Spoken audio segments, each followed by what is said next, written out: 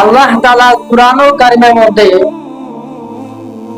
29 পারা সূরা মুলুকের 15 নম্বর আয়াতের মধ্যে আল্লাহ তাআলা বলেন, ওয়াল্লাযীনা জা'আলা লাকুমুল আরদা, যে তিনি তো তোমাদের জন্য জমিনকে চলার মতো উপযোগী করেছেন। তিনি তো এই জমিনকে হাঁটা চলার উপযোগী করেছেন। আল্লাহ তাআলা কোরআনের মধ্যে কি বলেছেন? 29 পারা সূরা মুলক আয়াত 15 আল্লাহ তাআলা বলেন, ওয়া হুয়াল্লাযী জা'আলা লাকুমুল আরদা, যে তিনি আল্লাহ তোমাদের জন্য জমিনকে চলার মতো উপযোগী করেছেন। আল্লাহ যদি এই জমিনকে চলার মতো উপযোগী না করতেন, এমন কে আছে যে জমিনকে চলার মতো দান করে? দেখেন, আসমান, এই আসমানটার কোন খুঁটি আছে? কথা বলেন, কোন খুঁটি আছে? আসমানের কোন খুঁটি নাই। বিনা খুঁটিতে আল্লাহ তাআলা আসমানটার উপরে টিকায় রাখছে। শুধু কি তাই করেছে? এই জমিনকে আল্লাহ তাআলা বড় বড় পাহাড় দ্বারা এখানে স্থগিত রাখছে। আমরা এই জমিনের উপরে আছি, তবে জমিনের নিচে শুধু পানি আর পানি আর পানি। আল্লাহ তাআলা পাহাড় কেন দিলেন? আল্লাহ তাআলা পাহাড় এই জন্যই দিলেন, এই জমিন যেন ডলে না পড়ে যায়, আমার উম্মত যেন ধ্বংস না হয়ে যায়। এজন্য বড় বড় পাহাড় দ্বারা এই জমিনকে আল্লাহ তাআলা টিকিয়ে রাখছেন। সুবহানাল্লাহ। তাহলে এত বড় বড় পাহাড়, ঘরে বৈশা থাকলে, দেশে বৈশা থাকলে তো আর পাহাড় দেখতে পারবেন না।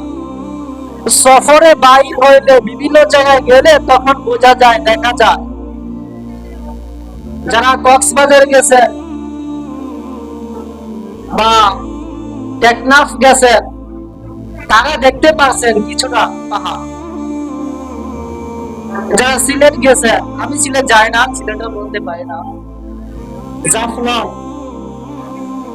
তো দেখেন ওই সমস্ত জায়গায় গেলে বোঝা যায় যে পাহাড় কি।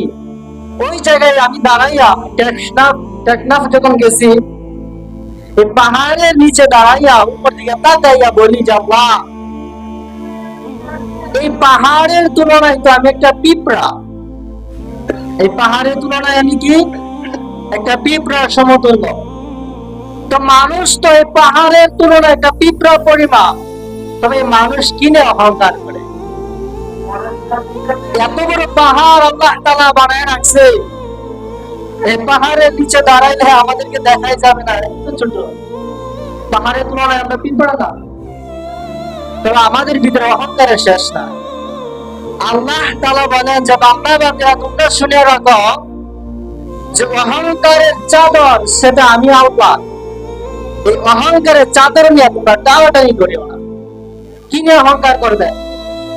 অহংকার শুধুই সেটা আল্লাহ তাআলার জন্য। অহংকার কোন মানুষের জন্য না, অহংকার কোন ব্যক্তির জন্য না, অহংকার সেটা আল্লাহ তাআলার জন্য। আল্লাহ তাআলার জন্য হচ্ছে অহংকার। কোন মানুষের জন্য, কোন ব্যক্তির জন্য অহংকার হতে পারে না। তো দেখেন, আল্লাহ তাআলা জমিনকে এই পাহাড় দ্বারা টিকিয়ে রাখছে, যাতে করে জমিন ডলে না পড়ে, বান্দারা যেন ধ্বংস না হয়ে যায়। আসমানকে বিনা খুঁটি দাঁড় করায় রাখছে। একবার অনুমতি দিলে যদি আসমান ভেঙে পড়ে যায়, আমাদের যাওয়ার কোন রাস্তা আছে? কোন রাস্তা নাই। মাথার উপরে আসমান, মাথার উপরে আসমান বিনা খুঁটি দাঁড়ায় রয়েছে।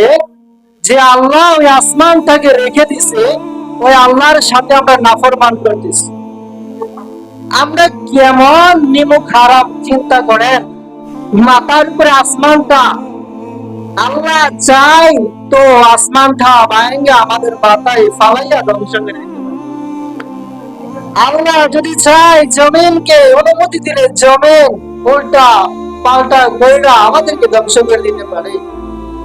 জমিনের উপরে দাঁড়াইয়া আসমানের নিচে দাঁড়াইয়া আমরা অহংকার করি। আল্লাহ বলে অহংকার করা করিস না, অহংকারের চাদর চা।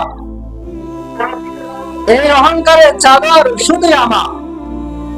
আল্লাহ তাআলা সূরা মুলকের আয়াত 21 নম্বর আয়াতে আল্লাহ তাআলা বলেন, আম্মান হাদাল্লাযী ইয়ারযুকু মিন আমসাকা রিজকাহু, যে এমন কে আছে যে তোমাদেরকে রিজিক দিবে যদি সে রিজিক আল্লাহ তাআলা বন্ধ করে দেয়?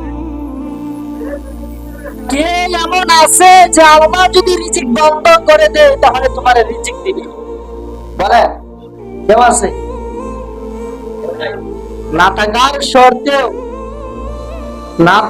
শর্তেও আল্লাহ তাআলার সাথে নাফরমানি করে যে আমাদেরকে খাওয়াইতেছে, পড়াইতেছে, রিজিক দান করেছে, ওই আল্লাহই কুরআনে কারিমের মধ্যে বলেন যে কে এমন আছে যদি আল্লাহ রিজিক যদি বন্ধ করে দেই তাহলে তোমাদেরকে রিজিক দান করবে?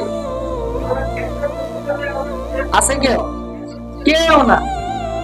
কেউ না থাকার সত্ত্বেও যে আল্লাহ রিজিক বক্ষণ করতেছি ওই আল্লাহর সাথে নাফরমানি করতেছি।